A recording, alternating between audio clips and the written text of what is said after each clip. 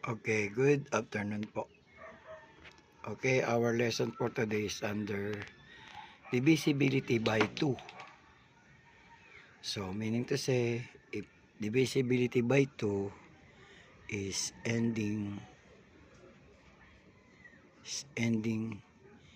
in even numbers. Yan. Okay. So, ending even numbers or ending 0, 2, 4, 6, and 8. So, example po. Example is 76. So, the last digit of 76 is 6, meaning to say, even number is called divisibility by 2.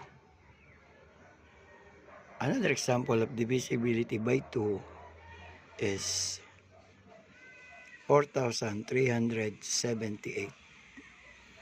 So, ending by 8. So, this is called divisibility by 2. So, and last is 9,004. Last ending is 4 is called divisibility by 2.